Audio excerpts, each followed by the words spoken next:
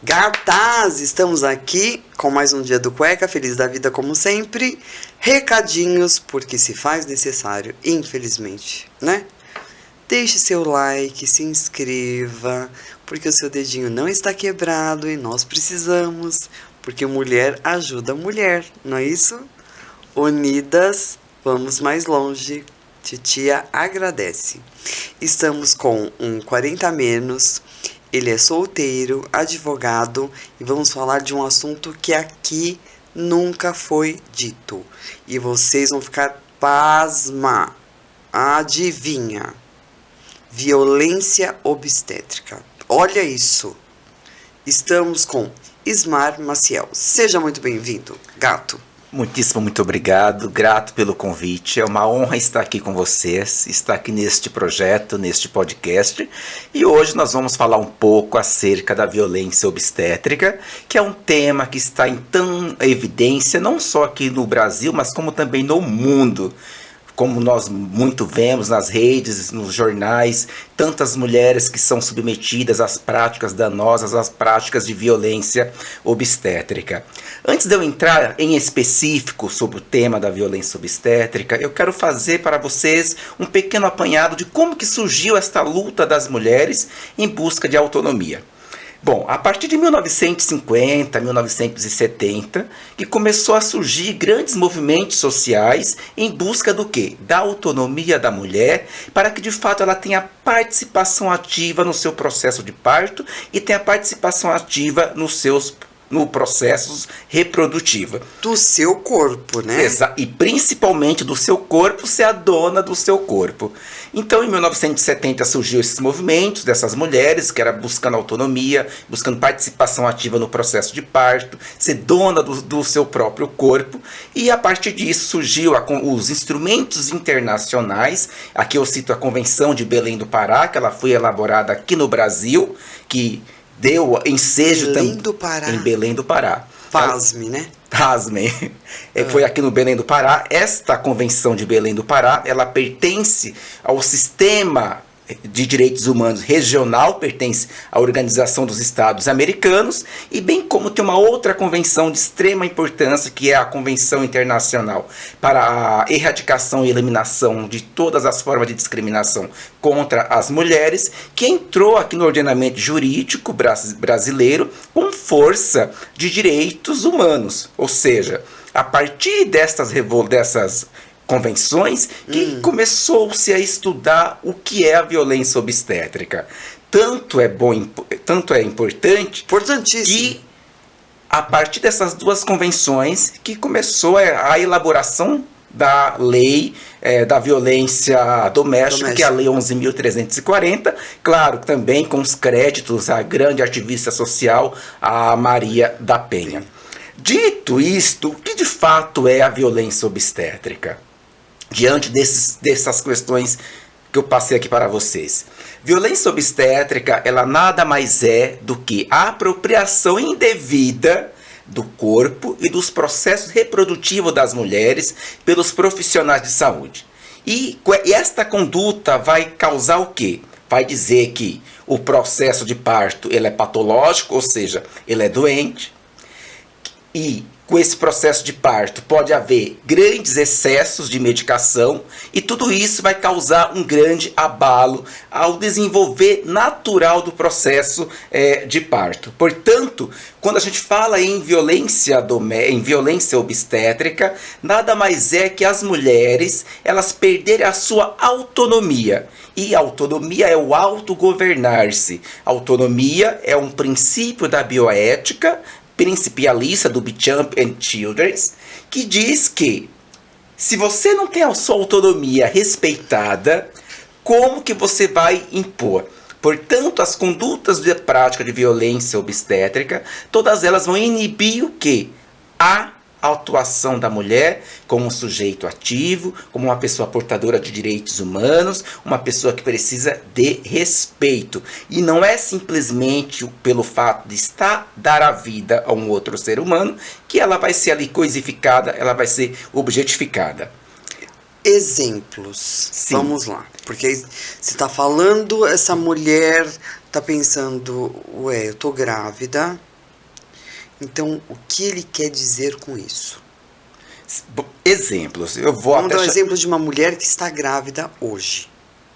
Perfeito. O que ela tem que se precaver, o que é de direito dela, que não pode ser violado. Perfeito. A todas as mulheres gestantes, como eu falei há pouco tempo, ela tem que ter a sua autonomia respeitada. As mulheres gestantes têm que ser tratadas com respeito, tem que ter acesso, direito ao pré-natal, desde as primeiras consultas, e aqui elas são consistentes em 6 consultas, né, de pré-natal, que pode ser com o médico obstetra, com o médico da saúde da família, ou até mesmo com o médico, com o enfermeiro da área da saúde. O enfermeiro? O enfermeiro pode. Pode? Pode. Tem aqui, inclusive, tem resoluções do Ministério da Saúde, bem como aqui da Secretaria Municipal de Saúde, que consultas o enfermeiro pode acompanhar. É tanto que já tive discussões judiciais acerca dessa questão, onde nós discutimos que, de fato, o enfermeiro não tinha autonomia para acompanhar o pré-natal. Mas as consultas de pré-natal, elas são intercaladas entre o médico da saúde da família, o médico obstetra ou o enfermeiro que acompanha aquela parturiente. E vale ressaltar que a violência obstétrica, ela acontece do início do pré-natal até 42 dias após o nascimento do bebê, que é aquele período que nós chamamos de período puerpério. E vale ressaltar também que aqui no Brasil nós não temos uma legislação federal, o Brasil ainda não legislou acerca do que seja violência obstétrica. É claro que nós temos muitas leis dos entes federativos, municípios e estados que legislaram acerca deste tema, mas apenas na sua respectiva competência, por exemplo, do estado ou do município, mas não tipificaram a violência obstétrica como crime, até mesmo porque isso vai competir à União Federal legislar. Então nós não temos uma lei nacional a tratar sobre esta vertente. Nós temos organismos internacionais, conforme eu falei aqui para vocês, dessas convenções internacionais. Nós temos estudos pela própria bioética e a própria construção da jurisprudência dos tribunais pátrios. Mas o que de fato é a violência obstétrica, para que vocês possam melhor entender? No popular. No popular, exatamente. Eu já fiz aqui essas lições do que de fato seja a violência obstétrica, mas ela vai se desmembrar, ela vai ter subespécies, e eu vou trazer aqui algumas para vocês, porque violência obstétrica ela vai se manifestar na forma verbal, na forma física, moral, psicológica, excesso de medicação, violência obstétrica física, e eu vou começar a explicar para vocês o que é a violência obstétrica na modalidade verbal. Pegue como exemplo. Imagine você, mulher. Você chega numa recepção de um hospital, é atendida pela recepcionista, e a dor do parto, a gente sabe que é uma dor, as mulheres sabem que é uma dor, as contrações é uma dor insuportável. Então ali naquela recepção daquele hospital, daquele nosocômio, aquela parturiente que está em franco trabalho de parto, ela pode defecar, ela pode urinar, ela pode vomitar, e aí vem o segurança do hospital, o recepcionista, e fala o seguinte para aquela mulher: poxa, se você está vomitando, por que você não foi ao banheiro? Sua nojenta, que porquice, agora eu vou ter que limpar tudo isso aqui. Isto é uma forma de violência obstétrica contra a mulher praticada por profissionais da recepção e do hospital. Diante desse ponto... Isso é muito importante ela saber. Sim, muito. É de grande relevância. Muito. E eu costumo dizer e afirmar que, aliás, não só que eu costumo dizer, é que na prática funciona assim. A violência obstétrica não é só praticada pelo médico e pelo enfermeiro. Não. São todos os funcionários do nosocômio, do hospital, podem praticar violência obstétrica, porque ela tem as suas subformas. Tanto sendo privado quanto público. Vamos deixar isso bem claro. Tanto as mulheres que são assistidas pela saúde suplementar, que é a saúde privada, por meio dos planos de saúde, também sofrem violência obstétrica. No Sistema Único de Saúde também, onde se pratica muitas práticas danosas de violência obstétrica. Então, a violência obstétrica na modalidade verbal são xingamentos, como por exemplo, na hora de fazer, você não chorou. Olha que absurdo. Na hora do bem bom você não pediu minha ajuda, portanto eu não vou te ajudar. Portanto é melhor você calar a boca, porque senão o enfermeiro aqui não vai te ajudar não. Aí, olha que delicadeza, né? Nessa hora que essa pessoa não está fragilizada. No momento de completa fragilidade, no momento de completa vulnerabilidade, a mulher que já está ali completamente... posso falar, apavorada também, né? gente. E ouvir uma questão dessa, com certeza, ela vai ter ali uma drástica redução do desenvolvimento do processo de parto, que é um processo natural. É tanto que as práticas de violência obstétrica, elas têm como grande causa causar pontos negativos no próprio desenvolvimento do processo de parto. Porque se a mulher ouve umas palavras destas, essas expressões, vai acontecer o quê? Ela vai parar de produzir ocitocina. A ocitocina é o hormônio natural que, quando a mulher ela entra em trabalho de parto, é produzido naturalmente. Se houver alguma violência obstétrica na modalidade verbal ou em outras modalidades, vai impactar esse desenvolvimento do processo de parto. A outra forma de violência obstétrica é a modalidade física. Esta é a mais complicada. Esta modalidade é a mulher ela ser proibida de falar com o celular, ela ser proibida de locomover-se na sala de parto, ela ser amarrada na maca.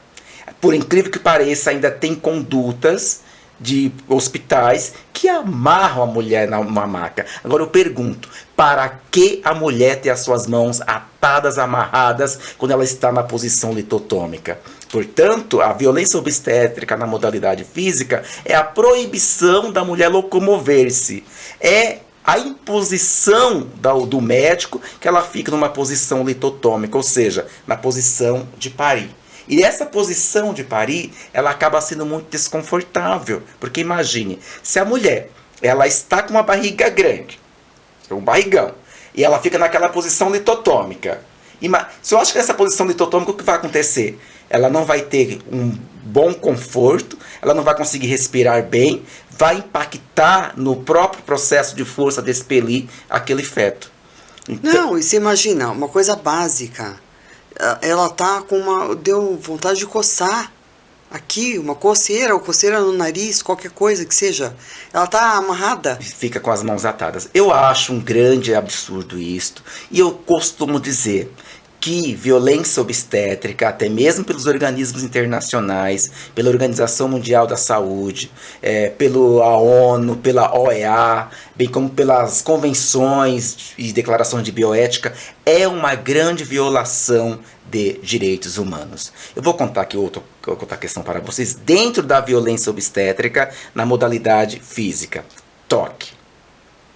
Já teve... Pela OMS, recomenda-se que seja realizado até 3 toques. Os toques, para quem não sabe, é a forma que o enfermeiro ou médico obstetra vai medir em quantos dedos de dilatação aquela mulher está, para que de fato seja anotado no partograma. O partograma é o documento que vai acompanhar toda a evolução do processo de parto.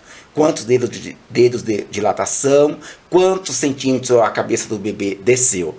Então, existem casos onde formou-se fila de médicos residentes em obstetrícia para fazer toque naquela mulher.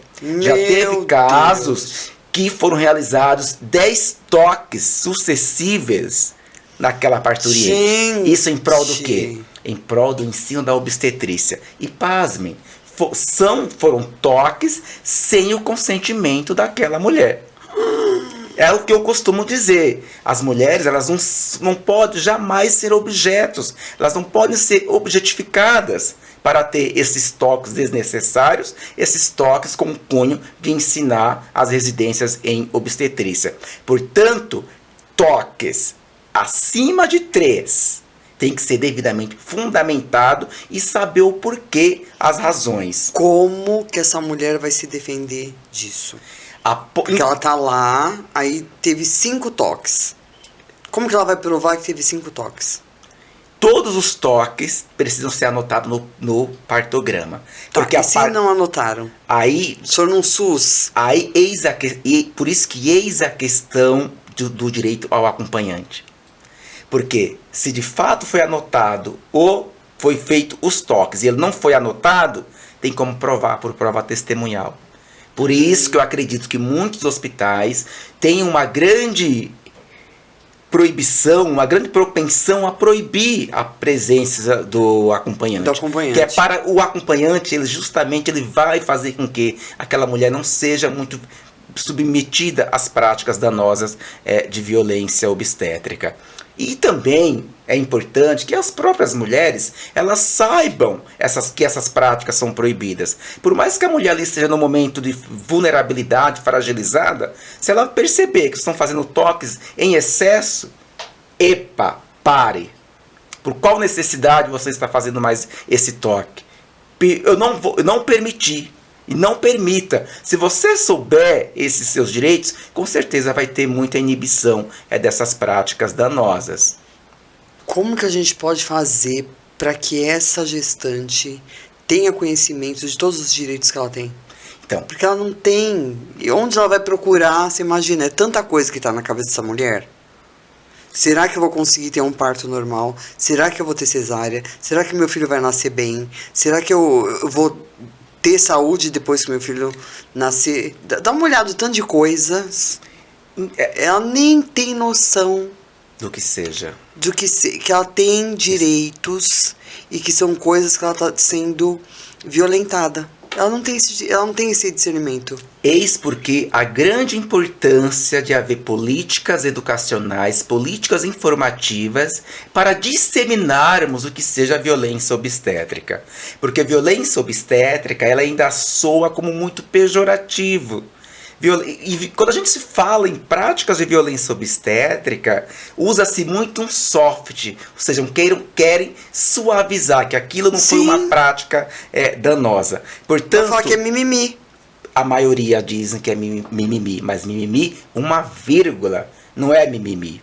Portanto, para que elas possam se instrumentalizar, leiam, assistam palestras, se tiver oportunidade, faça o registro de uma diretiva antecipada de vontade, que a diretiva antecipada de vontade... O que é diretiva? Sim. Ela não vai saber. A diretiva antecipada de vontade nada mais é um contrato, um plano de parto, onde você vai elaborar este documento, de preferência que você registre ele no cartório, chega na sua maternidade a qual você está vinculada, entregue para o seu médico, aqui está o meu plano de parto. Diretiva antecipada de vontade, então esse plano de parto, onde a mulher ela vai elencar o que ela deseja que seja realizado nela e o que ela não deseja. Ela elencar nesse plano de parto dizendo que eu não quero ser submetida à episiotomia.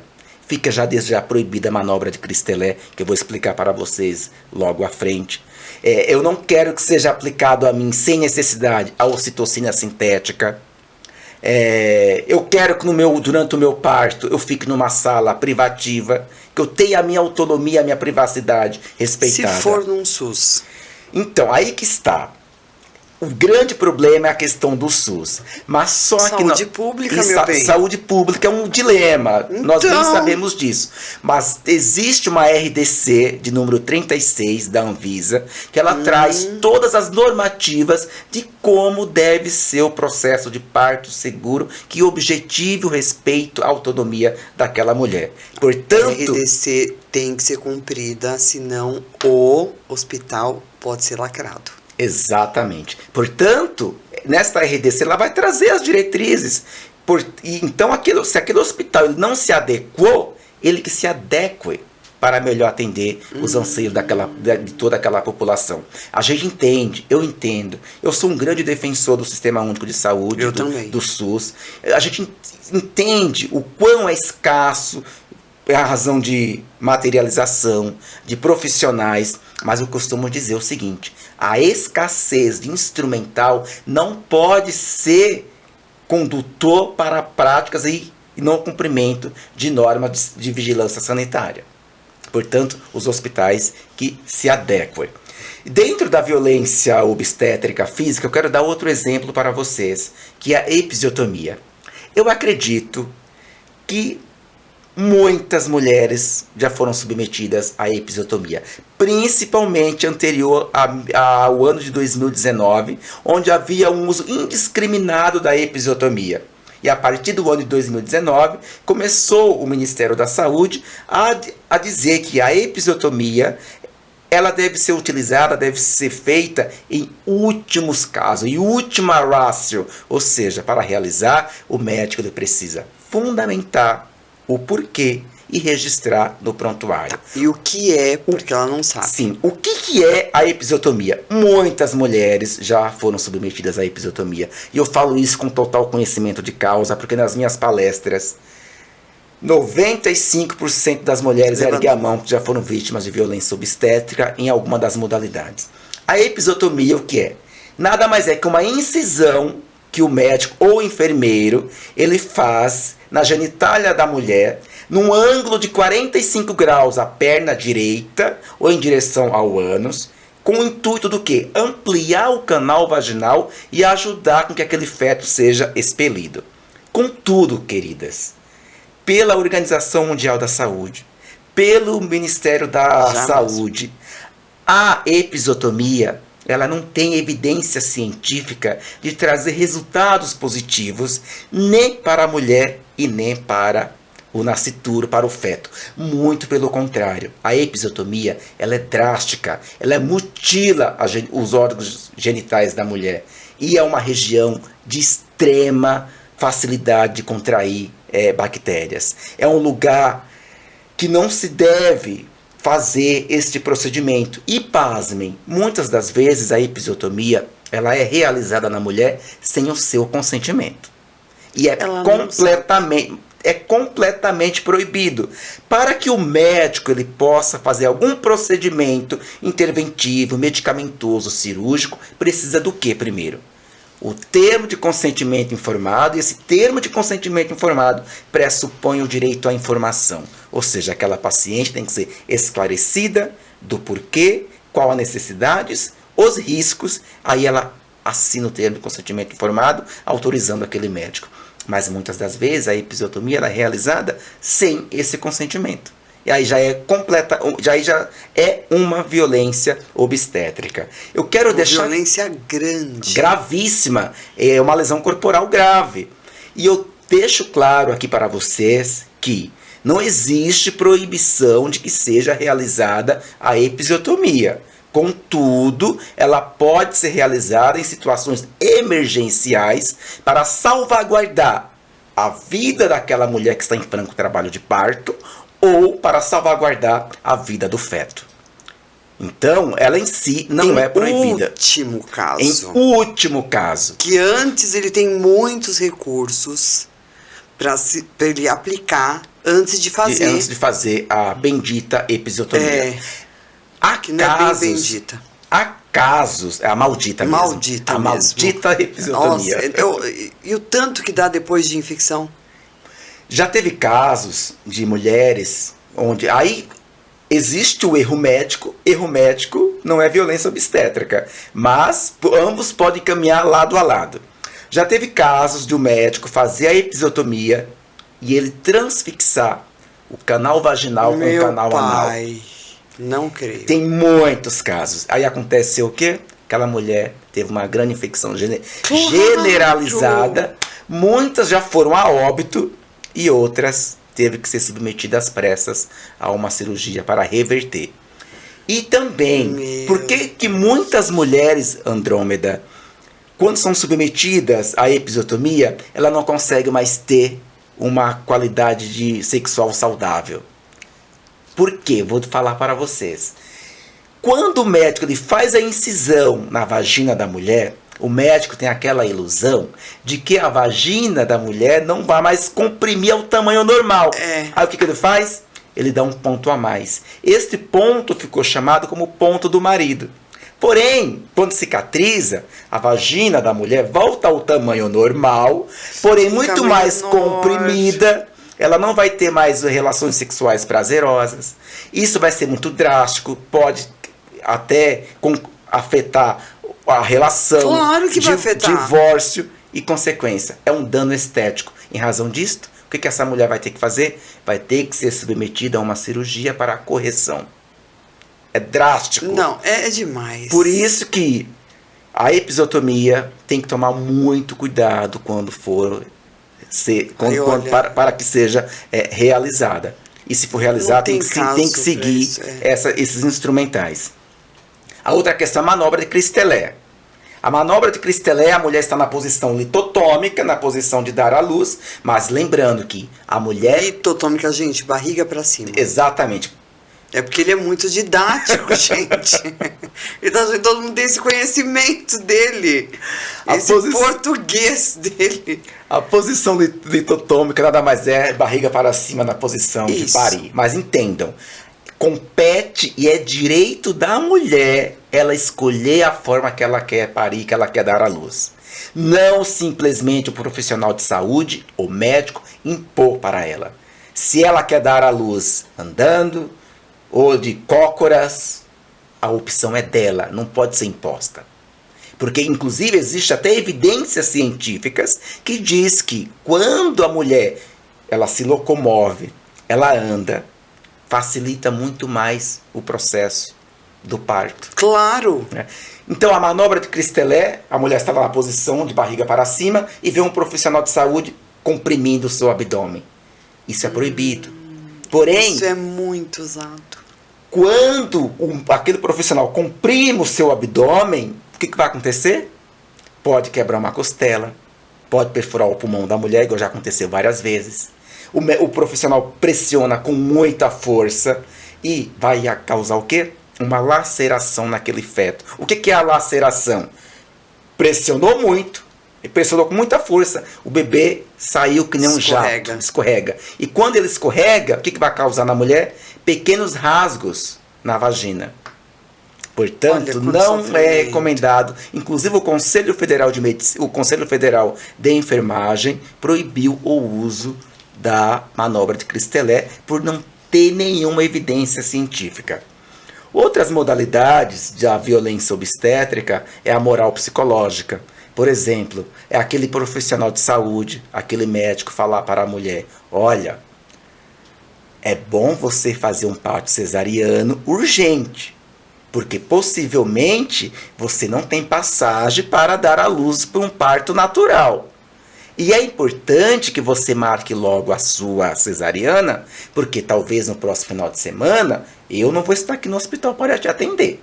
E se eu não estiver aqui no hospital, eu não me responsabilizo pelo ato de outro médico. Então, todos falam isso. Se acontecer alguma coisa com seu bebezinho, a responsabilidade é sua. Isso é uma violência obstétrica, moral, psicológica. É uma coação, é você impor para a mulher certos atos. Então, a violência nessa modalidade é justamente esse exemplo que eu falei para vocês.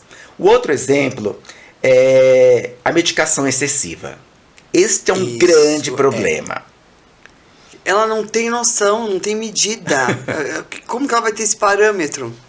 Por isso que eis porque nós estamos aqui hoje, para levar mensagem para essas mulheres, para que de fato vocês tenham um parto obedecendo às suas vontades, um parto que seja líndimo, que seja lindo e que seja um realizar de sonho, não um trauma. Lembranças felizes, sim, não traumas depois. Exato.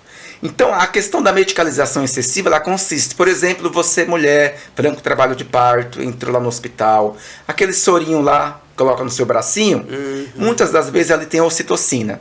A ocitocina, ela nada mais é que um hormônio sintético que, uma vez administrado naquela mulher gestante, vai fazer o quê? Potencializar o trabalho de parto, ou seja, vai acelerar o parto. E com a aceleração das contrações, o que vai acontecer? Aquele bebê não vai estar apto a nascer na hora adequada. Isso pode causar problemas até mesmo para o desenvolvimento neurológico do feto. Então, o uso da ocitocina tem que ser em casos extremos, onde fique comprovado a progressão do parto. Ou seja, se já está lá praticamente a mulher em 17 horas em trabalho de parto. Ali a dilatação parou. Quando para a dilatação, aí é permitido que se aplique a ocitocina para ajudar o acelerado parto e aquele bebê descer, certo? Um outro problema é a questão do misoprostol. Misoprostol é um medicamento que é em cápsulas, né? Ele é inserido na genitália da mulher e ele tem como função justamente ampliar o canal vaginal e acelerar o trabalho de parto. Ele não é muito recomendado para as mulheres que já foram submetidas a cirurgias cesarianas, né? E causa não desenvolvimento neurológico naquele feto, então não é muito recomendável. Pode-se usar, beleza, mas desde que seja... ele é muito usado. É abortivo. Exatamente. Ele é um medicamento abortivo, justamente se aplica na vagina da mulher para dilatar. Para expelir aquele feto. Exato. Outra questão, Andrômeda, é a patologização de processos naturais de parto. Tem muito-se uma questão, uma ideia de que dar à luz, que o parir necessita de muitas intervenções. Mas tem que seguir um ciclo natural, um ciclo respeitoso. Né? Então, simplesmente o fato da mulher estar gestante, dar à luz, não pode ser entendido como uma doença. Patologização nada mais é que o parto precisa de tais intervenções porque é uma doença. Diga-se como se fosse isto. Uma questão muito interessante que acontece muito nas práticas da violência obstétrica é a questão das cesarianas. Nós estávamos aqui falando antes de entrarmos ao vivo. Cesariana é um direito da mulher. Mas aí tem outros contrapontos. Por exemplo, eu falei um pouco da bioética, princípio da autonomia, que surgiu com a bioética do Children's e Beauchamp, que são bioeticistas norte-americanos, e os princípios da bioética são completamente aplicáveis no direito médico da saúde. Princípios: autonomia, beneficência, não maleficência e justiça. Se a mulher ela opta por realizar uma cirurgia cesariana, ela tem que ter a sua vontade, a sua autonomia respeitada. Não compete ao médico não acatar essa vontade dela. Nós sabemos que a cirurgia cesariana ela aumenta em até 4 vezes os riscos de hemorragia. Entendam, são muitas camadas que são cortadas até chegar ao feto. Mas se a mulher escolheu fazer um parto via cesariana, é o direito dela. E o SUS não respeita. Não, infelizmente, não respeita. Deixa aquela mulher 24 horas em trabalho de parto, sofrendo, para depois falar: realmente, ela não chegou na dilatação que precisa, então vamos fazer uma cesariana. Eu vou entrar aqui nesse ponto também. Isso é, olha, de uma maldade, de uma crueldade. Terrível. Pelo amor. Essa questão aí da indução, do trabalho de parto, gente, é muito complicado, porque eu já tive casos que a mulher clamava, implorava para que fosse realizada uma cesariana. Sim. E a mulher, ela sente que o seu bebezinho não está bem. Aí não fizeram a cesariana. A consequência disso, aquela criança foi a óbito, porque ela fez a ingestão de mecômio. Mecômio nada mais é que as primeiras fezes daquela criança. E uma vez ingerido, vai causar problemas pulmonares, problemas respiratórios. Nossa, e a criança foi a óbito, justamente porque não atendeu o pedido da cesariana que ela tanto clamava. Eu fico revoltado com isto. Não, a gente tem que saber como essa mulher tem que se defender. Porque você imagina, ela tá nessa situação, não deixaram um acompanhante, em primeiro lugar. Porque SUS você sabe que não deixa, a maioria não deixa. Eu vou falar sobre isso. Aí depois, essa mulher tá lá com uma dor tremenda, querendo a todo custo que tem uma cesariana, aí vão lá, aplicam um medicamento que não é para aplicar. Você acha que ela vai ter controle, vai ter cabeça de, meu Deus, o que será que estão me aplicando? Porque eu ouvi lá no podcast que não pode ser tal. Não vai ter nenhuma condição psicológica para isso. Por isso, Andrômeda, que é de extrema importância o acompanhamento. O acompanhamento, então, mas se ela não conseguiu esse acompanhamento... Então, vamos lá. Aí, o que ela tem que fazer nessa hora? A Lei 11.000... tem que ver, assim, o que essa mulher vai poder fazer na hora H. Perfeito, vamos lá. A Lei 11.108 Nós vamos enlouquecer ela. Garante que a mulher ela tem direito ao acompanhante da sua livre escolha. Ou seja, pode ser o esposo, o irmão, primo, amigo, quem ela quiser. Se é uma lei federal e você está lá na porta do hospital, na recepção, e proibir isso, pode chamar a viatura. Faz um escarcéu mesmo, porque muitas das vezes é o que funciona. Sim. Porque a lei tem que ser cumprida. Então, se você ter este conhecimento, o hospital vai ter que permitir. E se não permitir, já é uma prática de violência obstétrica. Já registra, filma. Filma. Aquele médico responsável vai responder um processo ético profissional junto ao Conselho Regional de Medicina. O diretor do hospital, que pode ser o diretor clínico ou o diretor técnico, também vão responder um processo ético disciplinar, até mesmo porque está desobedecendo uma norma da Anvisa. E uma lei federal, portanto, a lei tem que ser cumprida. O que muitos se falam é que é um parto um parto de grandes riscos, é um parto que vai para a cesariana, portanto não se permite acompanhante. Nada disso vai suplantar... Mentira, porque se você tem um convênio, o seu marido vai lá e assiste. Só você ver as fotos que tem em tudo quanto é rede social. Que a pessoa teve o seu bebê, o marido está junto. Eu tenho um filho, e meu ex-marido na época acompanhou. Porque era um hospital particular. Então não vem com essa história, porque a lei serve não para um tipo de hospital, para todos os hospitais. Exatamente. Então não é só para a rede pública ou privada, para os dois, não tem questionamento. A lei é única, ela não escolhe. Para cá serve, para o lado direito serve, para o lado esquerdo não. Não é assim. Então você tem direito sim ao seu acompanhante. Ponto final. E se você escolher ter cesárea, você também tem esse direito e precisa ser respeitado. Isso não aconteceu? Advogado, processo. Simples assim. Sem sombra de dúvida. Inclusive aqui no estado de São Paulo tem uma lei que garante às mulheres que a partir da 39ª semana, isso pelo SUS, ela tem o direito de optar pela cesariana.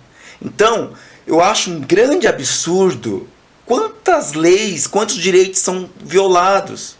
Mas muitos. Né? Quase todos, é impressionante. Sim, eu entendo que o profissional médico, o enfermeiro, ele tem a sua autonomia, sem sombra de dúvidas.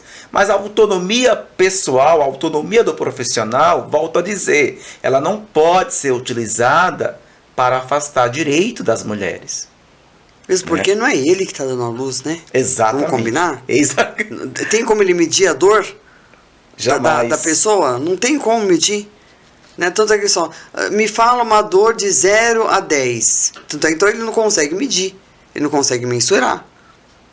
Essa questão aí tem até uma escala de medição de dores, mas que não vem ao caso. Não, né? Não mesmo. Rapa fora com isso daí. Então, há essas restrições de direitos que por si só já caracterizam a violência obstétrica.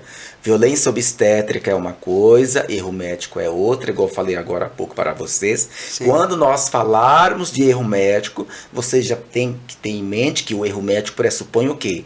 Negligência, imprudência, imperícia. Violência obstétrica, muitas das vezes, é não cumprir um direito daquela mulher. ou o profissional não agir de forma diligente. É deixar aquela mulher de escanteio, deixar aquela mulher abandonada, não atender os seus pedidos, e não só atender colocar as suas sorinho vontades. nela E deixar a coitada lá, e deixar gritando, abandonada. estribuchando. Fala assim, mas eu tenho outros pacientes, ela só acha que ela é exclusiva aqui. Eu já acompanhei uma amiga no SUS, que a mulher teve não, enfermeira, gente, teve a capacidade de falar assim, ela acha que ela tem exclusividade aqui? Então paga um parto particular. Violência obstétrica verbal, restrição de direitos. Então, e isso se fala muito. Sabia, né? Os profissionais de saúde precisam ter uma conduta mais humanizada. A gente se vê falar tanto de saúde humanizada, de parto humanizado. Mas será que os profissionais de saúde estão de fato humanizados e preparados para recepcionar aquela mulher gestante? Não vamos generalizar, mas na minha opinião, não. Sim, exatamente. Você falou um ponto importante. De forma não generalizada. Porque nós sabemos que existem médicos bons, enfermeiros bons, advogados ruins, como em qualquer outra profissão. Né? Tem os bons e os ruins. Outra questão importante... Só que nesse caso, está ganhando os ruins. Outra questão importante que eu quero falar para vocês... O Brasil ele já foi condenado internacionalmente pela prática de violência obstétrica. Isso aconteceu no ano de 2002, um caso de Aline Pimentel da Silva. Eu vou contar brevemente esse storytelling para vocês. Ela estava gestante de 6 meses, buscou a unidade de saúde lá na comarca de Belford Roxo, no Rio de Janeiro. Estava com náuseas, dor de cabeça. O médico simplesmente prescreveu medicação e mandou para casa. No dia seguinte, as dores não cessaram, ela voltou àquele hospital e lá percebeu que o feto estava natimorto, ou seja, o feto estava morto. Aí pensavam, veja, o quanto é estereotipado essa questão. Era uma mulher negra, pobre.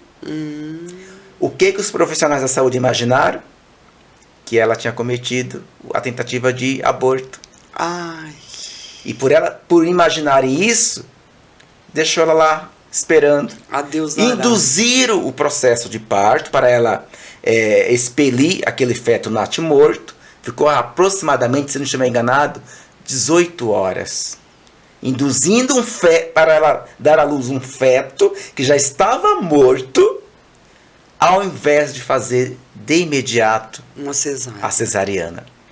Aí ela conseguiu ainda expelir esse feto natimorto, ou seja, morto, mas ela ficou com restos placentários. Aí teve que fazer a curetagem. O quadro dessa paciente se agravou, ela teve que ser submetida, teve que ser transferida para um outro hospital. Essa transferência demorou horrores.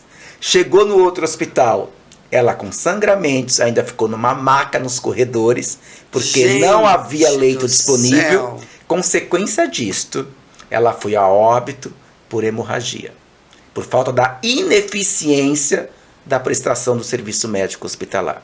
Então, este caso teve uma grande repercussão. A decisão da ONU saiu no ano de 2011 e a ONU recomendou que o Brasil adotasse políticas, medidas que melhor acoberte a assistência obstetrícia no Brasil e também condenou o Brasil a indenizar os familiares de Aline Pimentel.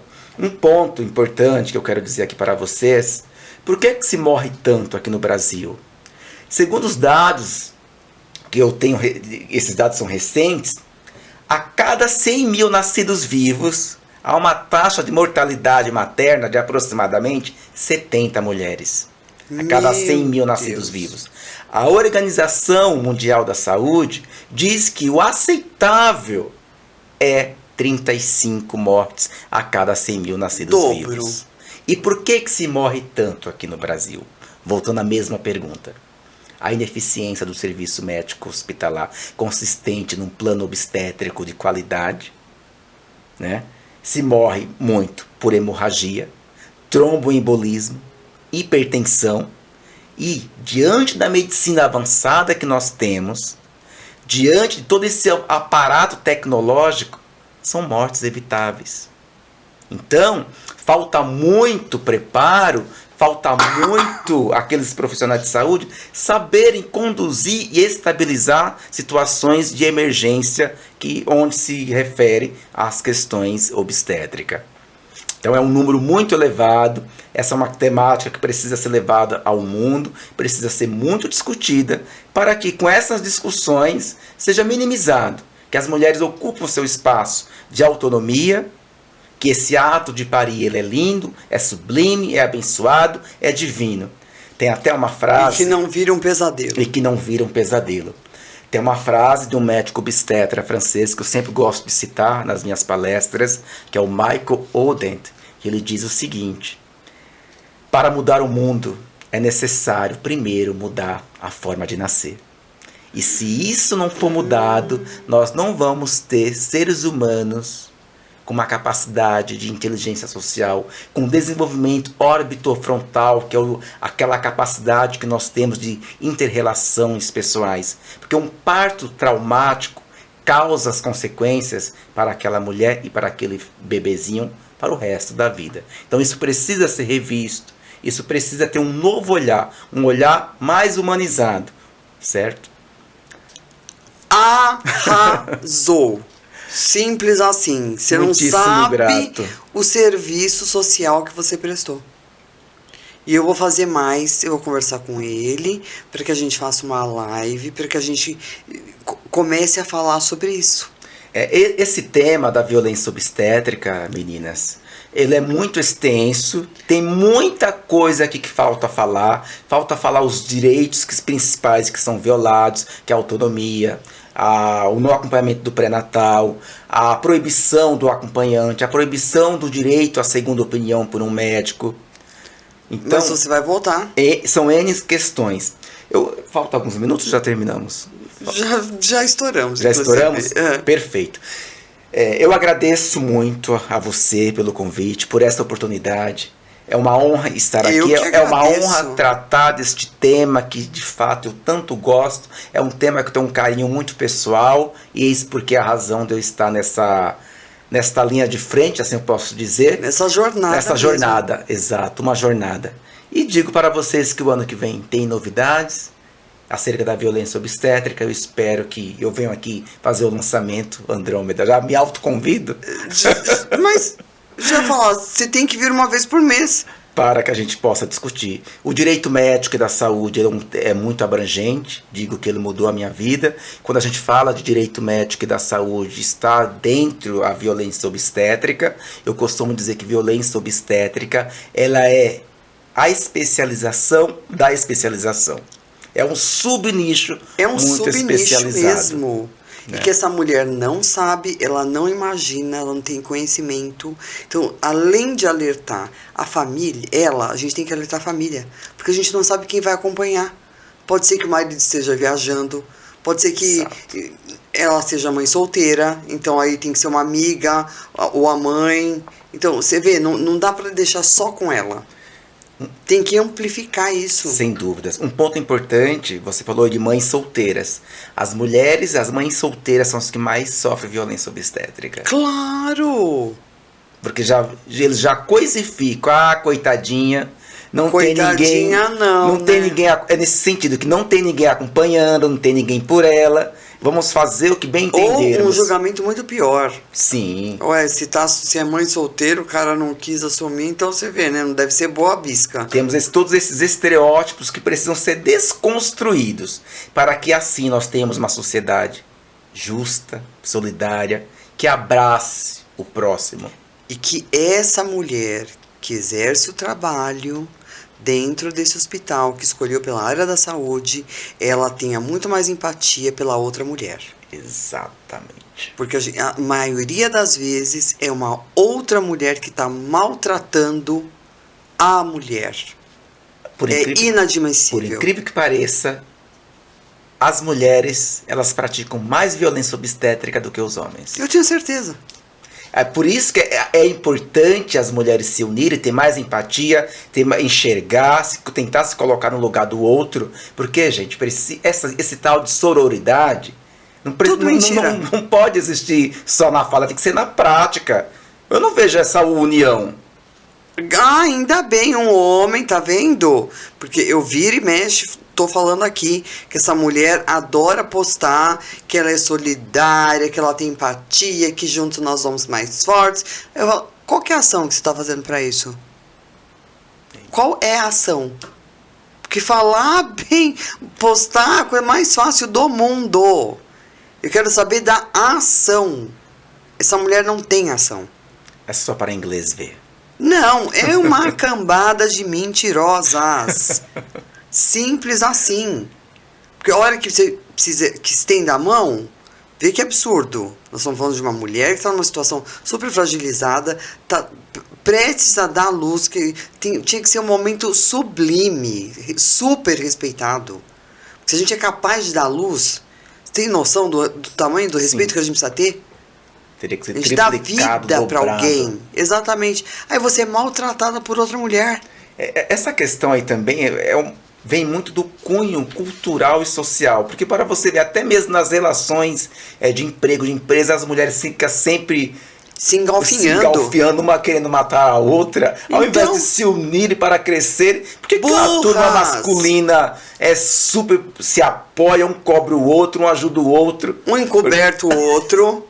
Exato. Então, e a gente tá aqui nessa briga ridícula ainda. Lógico. De egos, de status, enfim. Aí começa a história. Porque a gente não vê mulher no poder. Claro que não, você não vota em mulher. Se a maioria das mulheres, a maioria dos votos são de mulheres. A mulher tem a maior população, sim. Votante. É tudo homem. Olha a incoerência. São as próprias mulheres que não estão... Que boicota a outra. Que boicota. Não, eu fico indignada, pé da vida, que a gente ainda tem que estar falando disso. Dessa mulher ter empatia, dessa mulher lutar pela outra, dessa mulher se unir, que assim a gente vai muito mais longe, muito mais rápido. Enquanto a gente está lutando, vocês estão ganhando espaço. Olha que lindo, óbvio. Vocês são inteligentes. Agora as burras ficam aqui brigando. Exato. Em vez de andar para frente, andam para trás. Negócio da China. Olha que negócio ótimo. Não é?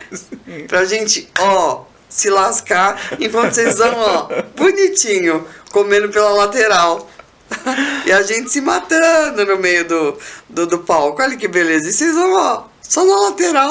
Só pelos caminhos mais fáceis. Claro, por que vocês vão ficar parando pra ouvir as loucas lá, que estão aí se matando? Deixa as loucas se matarem e vamos embora. Exato.